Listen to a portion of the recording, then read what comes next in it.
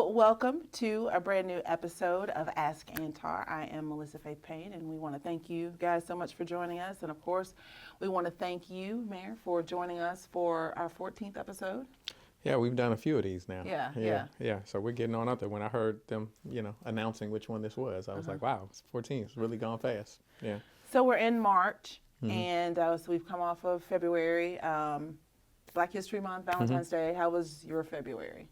Well, I always enjoy Black History Month. We maybe skipped a few press conferences where we were supposed to do our Black History facts, so we might have to catch up. Thought about that the other day. I'll still, try to provide that information in this month. But Valentine's Day went very well. My wife enjoyed it, and so everyone was happy, and my girls too. I was gonna say, and the girls. Yeah, I always take care of my girls. I want them to know that the first man that loved them was their daddy. Yeah. Okay, setting the example. For Absolutely. In the future. A high bar. A high bar. Right. Yeah. All right. So we have a wide range of questions. Okay. But the first one is actually an invite. The staff at Jackson Manor Apartments. Okay. They're having an annual spring health fair. It is in April. Okay. And they would love for you to attend. Okay. Well, I'd have to check with Tiffany to know my exact availability, but I definitely sounds like where I want to be. So I'll talk to her. But so long as I'm not out of town, I will be there. Okay. Jackson Manor. Okay. All right. Who is responsible for cutting tree limbs back off of the power lines? Entergy actually is.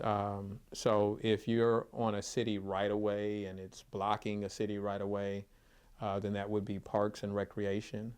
But our city crews don't go anywhere near a power line. So Entergy is the entity that would be responsible for that. They do so typically once a year. I don't know if they get to all areas. But that is who would be responsible. And so if somebody would like to point out specific areas that need to be addressed that maybe we hadn't noticed, then we can pass that communication along. You can also use the Entergy app. Yes. And so we know a lot of residents have, expressed their concern with light poles that are out and the failure to turn those back on. We've called and we've met with Entergy and their team. And they said that it would be helpful to them in terms of,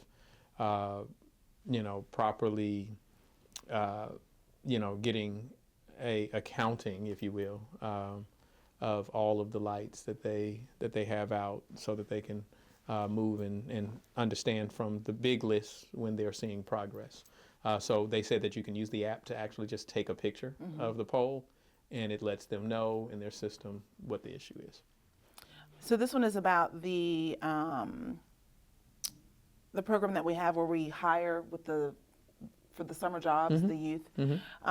This person is saying, why are the age limits so high?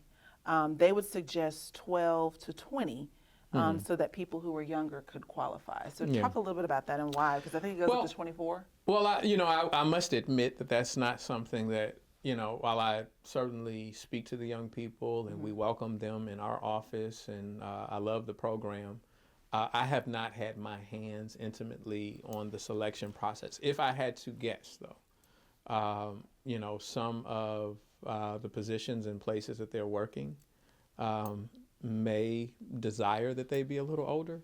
But I definitely am, willing to look into that and ask the question as to why we start at the age. I mean, well, first, I don't know if anyone can legally work at the age of 12. Probably not. Yeah, so that may be a problem. But we can entertain what are the options for young people. Now, we have other forms of engagement. We have had the Mayor's Youth Council, so certainly young people could be a part of that as an opportunity for mentorship and support. But I'll check into the question of whether a younger demographic can participate in the summer jobs. Okay. You've had some wins lately. Talk about the lighting on Highway 18. Well, let me say this. I always try to, redirect those wins to the people who actually do the put their hands in the dirt. And so I'd like to thank our, Lewis Wright, our CAO. I'd like to thank Fidelis, who, made certain that the money was available. I'd like to thank not only Councilman Grizel, who represents the constituents in that area, the residents in that area, but also former councilman and now, Public Service Commissioner DeKeither Stamps, for lifting that up. That was government, and it's, working the way that it should. Mm-hmm. They expressed that, the residents commonly complained about how dark it was there. And that, lighting it up also presents an opportunity for economic development. So I think it's approximately 87 or so mm-hmm. Lights that were placed up. And so that was a significant investment. That's also, I've had the opportunity to talk to the residents in that area who, the neighborhood association presidents told me that was something that was important to them. I still recognize that we want to do a sidewalk by Forest Hill High School. Mm-hmm. I don't forget these things. Unfortunately, when you're not only trying to find the financial resources to accomplish these goals, but going through the proper protocol with government, it takes a little longer than we would like. But we have demonstrated that given the opportunity, when we make a commitment, we will bring it into fruition.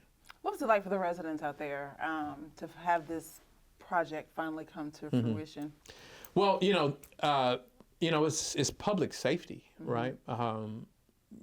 Only light can draw out the darkness, right? And so when we did the celebration or the press conference announcing their installation, Chief Wade came and talked about how it helps his officers as they patrol the area. Mm-hmm. And so, not only public safety from the standpoint of people who intend to do harm, but public safety in terms of, people driving fast right. and at, high rates of speed at, with low visibility.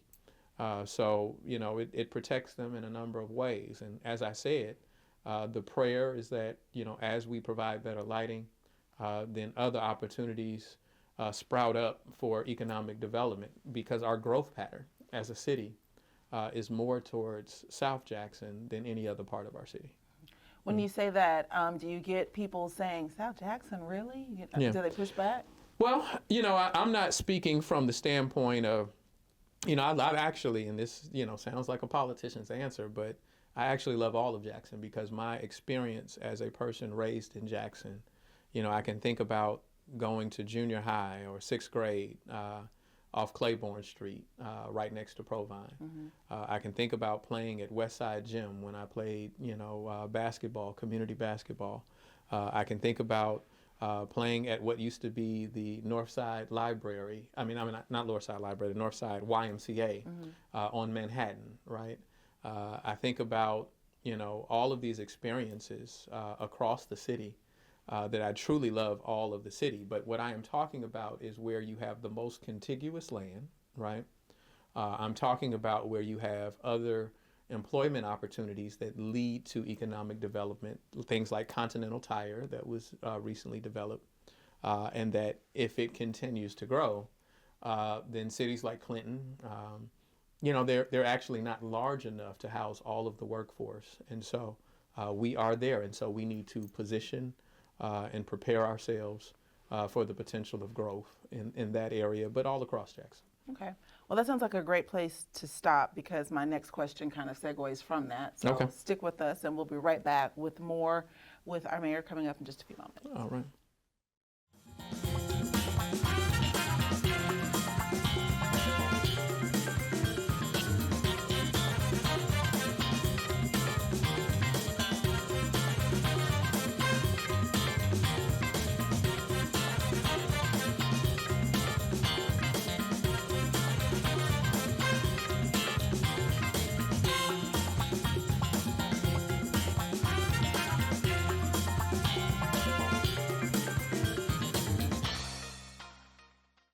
Welcome back. So we were talking about South Jackson in the last segment, and then this question is, what is going on in South Jackson? Why so much blight? Houses are burned down with the doors still standing on every other house. Well, it feeds back into, as you said, the previous question. You see blight when you have divestment. You see blight when, people don't have the things, the amenities that they like to live next to, right? People want grocery stores. People want places to shop, right? That's how, when you're building a development, you don't just build houses, right? You need to build all of the things that are consistent with how people, have convenience and quality of life. You need to build, like I said, grocery stores. You need to build schools. You need to build all of the things that people want there. And so that's why we have to do a better job in South Jackson. Now, some people, kind of falsely believe that because they see development in places like Fondren or Belhaven, that we favor those places. The reality is that the city has to do very little in those areas because they are considered investor ready, right? That means that people who are investing their dollars because of, maybe the average household income over there, because there are fewer, blighted properties there, they feel like, if I put my money here, I'll get a return. So that means we have to be creative in the other areas, creative in terms of how aggressive we are in things like eliminating the blight, which we're working constantly to do that. Casa Grande would be an example of our efforts there to take down that apartment complex that was not only an eyesore but a threat to the community.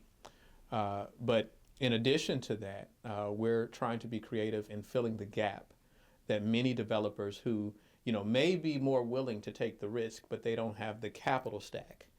They're not getting the financing from the bank in order to do those projects. And so what we're looking to do is work with Jackson Redevelopment Authority so that we're creating, in fact, we're trying to do this right now. We dealt with this in budget season to create a revolving loan fund, which means that developers can apply within that revolving loan fund to fill the gap that they may have. Now, the requirement in that it is a loan, right? Now, it may be more attractive terms than a bank, is that we need you to pay that back with some bit of interest so that we can continue to build that fund as a mechanism to fill the gap. And then there becomes a point in time where the area that you're working in and you're focusing in turns the corner, and it becomes less necessary in order to focus your revolving loan fund in that area, and you can turn your attention to other parts of the city. Why did it take so long to get the ball rolling with Hotel O? Well, first and foremost, it took a long time because we don't own Hotel O. It's privately owned. The city cannot just step in and knock something down.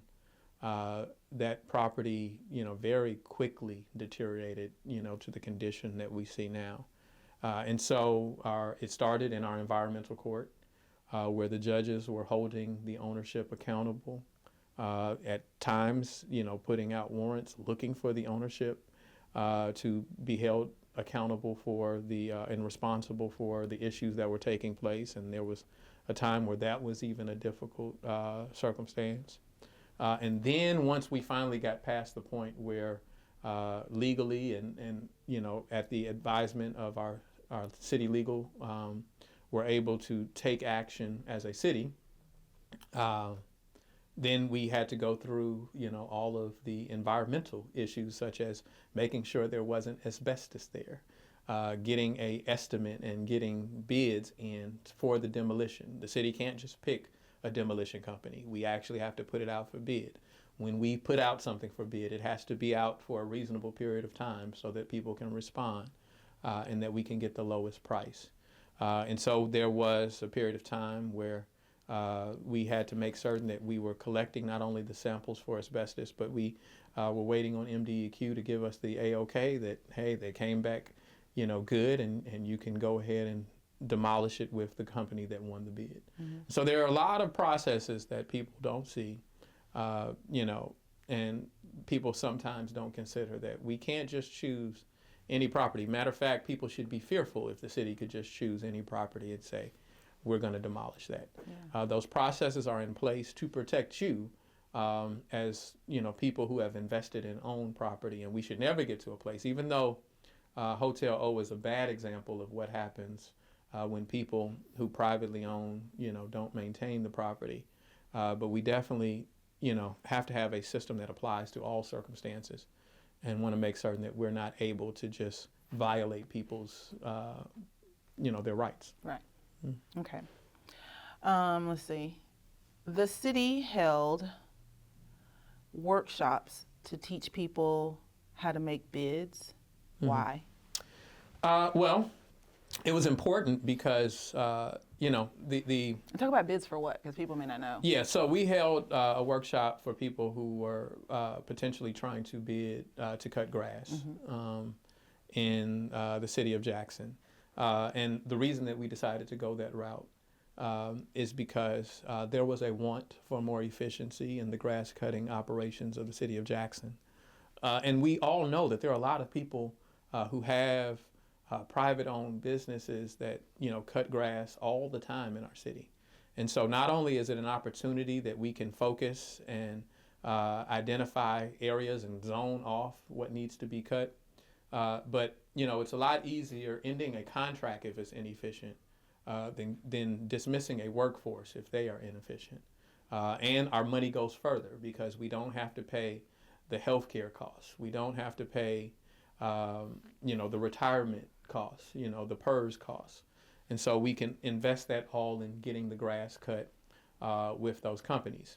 Now, here's the reality. While people run into me every day and tell me, hey, I'd like to do some work for the city, they often, are not registered with the city. And they are not familiar with how to put in a bid. Right. And so part of our responsibility is to inform and educate people how to do that. Because we not only want to take care of our needs. If we pave roads and we only pave roads and we don't find a way to turn our crumbling infrastructure into an economic frontier, then we have failed, right? If we don't find a way in order to, as we look for commodities that we need, we need tissue in the city. We need, all these things that any business that operates needs. So we need to find a way that we turn that into economic advancement for our community. And so that's what we're trying to do. All right. And then oftentimes I would assume that people who may be interested in these type of contracts are overwhelmed and maybe intimidated and simply don't even bid. Absolutely. There have been many times in my life where, just, missing the forest through the trees, right? I thought that something was too big or, too difficult to accomplish. And then when I really, had an opportunity to dive in and learn the components of what that was, it wasn't something that I was incapable of. Right. And so I don't think that we have an incapable population. I think we have a population that we are deserving, and we need to spend the time to educate them on how to be it. Perfect. All right. Well, we're going to take a quick break, and we will be right back. It'll be something. We'll be right back in just a few moments.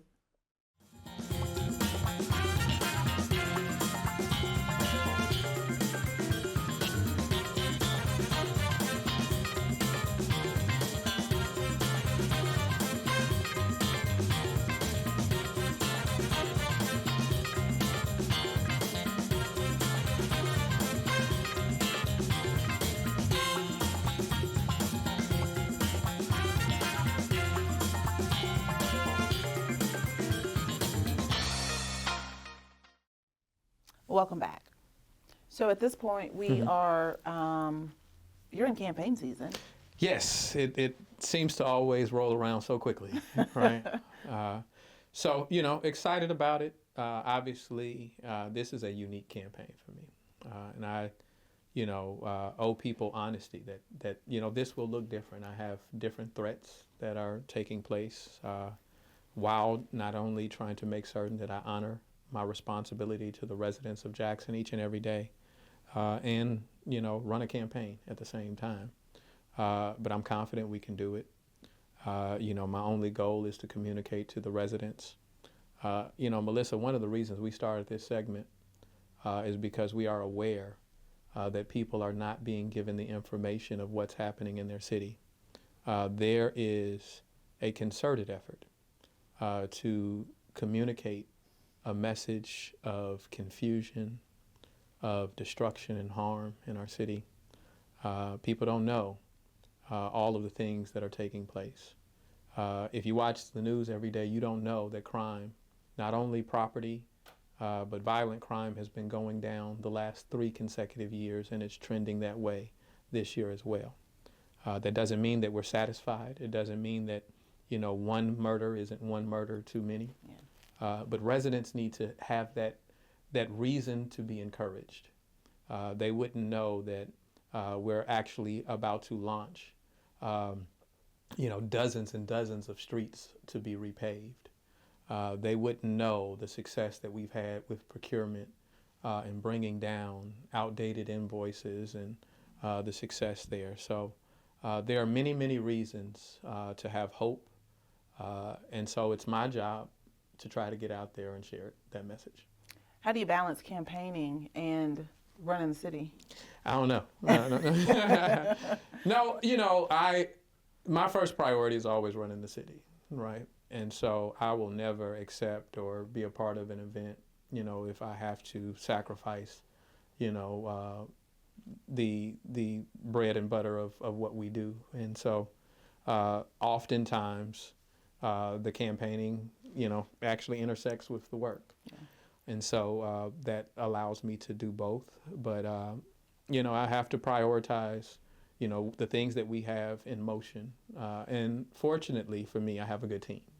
Mm-hmm. So they're, being able to trust Lewis and Fidelis and Dr. Omar and even you when it comes to the things that are happening with the city enables me to be in more than one place.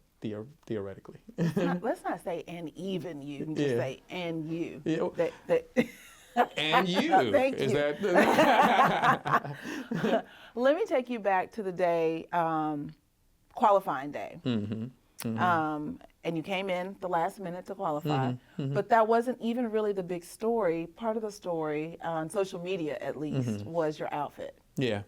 Well, let's start with that it wasn't a fashion statement. Okay. That wasn't the effort. I was sick. Mm-hmm. I had the flu. I was not at work that day. Right. And so I was trying to handle business that I needed to handle. And so, I didn't know that the media would be there. I got a call, that they were there kind of last minute. So I had either the choice of not qualifying on time and going to change my clothes, or coming as I was to file. And so that's what I did. It wasn't some presentation. It wasn't, and anybody who's surprised that I have casual clothes, well, get this, I have pajamas too, right? Like I don't sleep in suits. And, I realized that, how I may want to dress when I dress casually, which is very infrequent that I have an opportunity to do that. May not be every person, every generation's style, right? But I'm a person, right? I'm a well-rounded person. My faith and my relationship with the Lord is important to me.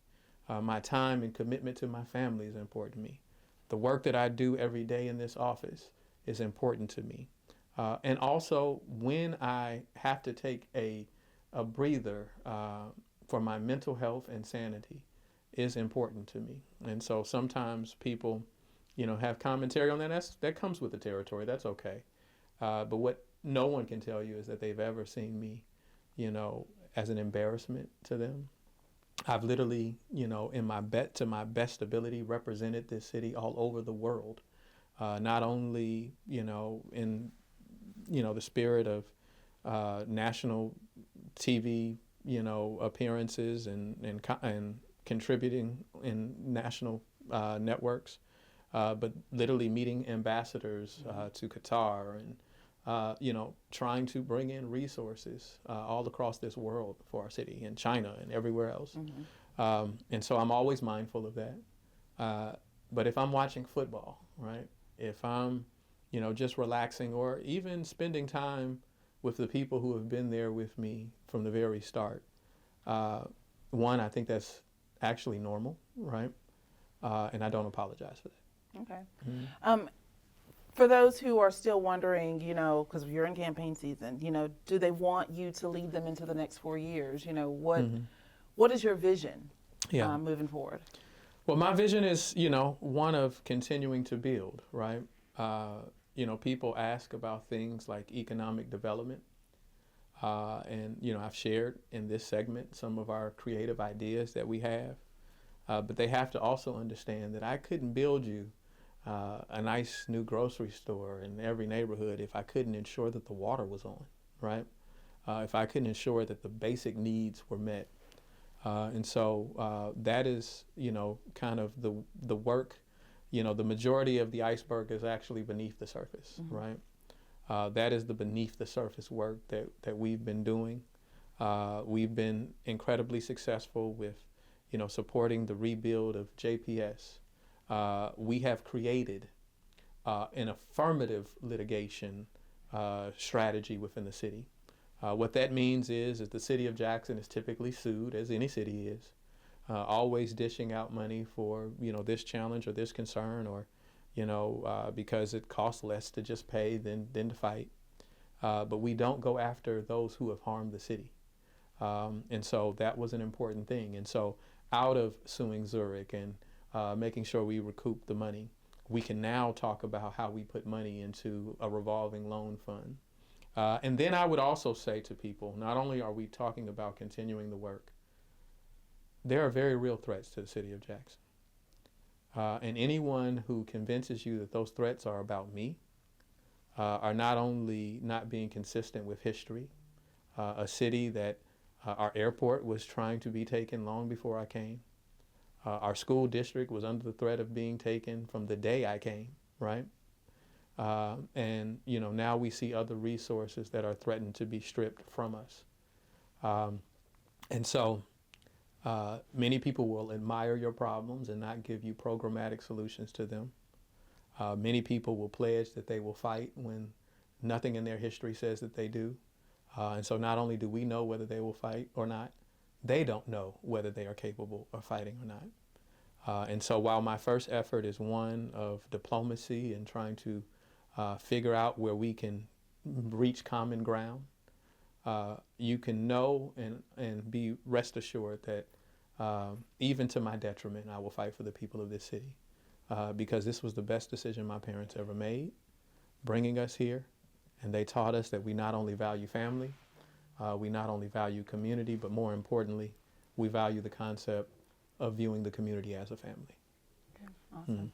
Well, we are all out of time. Thank you so much for joining us for Ask Antar. Again, if you have questions, make sure that you email them to us. You can go on our social media pages and post those questions there. You can also email them to us at I'm about to say JSU. At JSU. Lord have mercy. You so want to be at Jackson State. Lord. She has crossed the line, y'all. Jackson, Mississippi. Let me tell you something. You can email us at media@jacksonms.gov. Thank you so much for joining us. Clearly, I need a break. Have a great day, everyone. Don't forget to email those questions.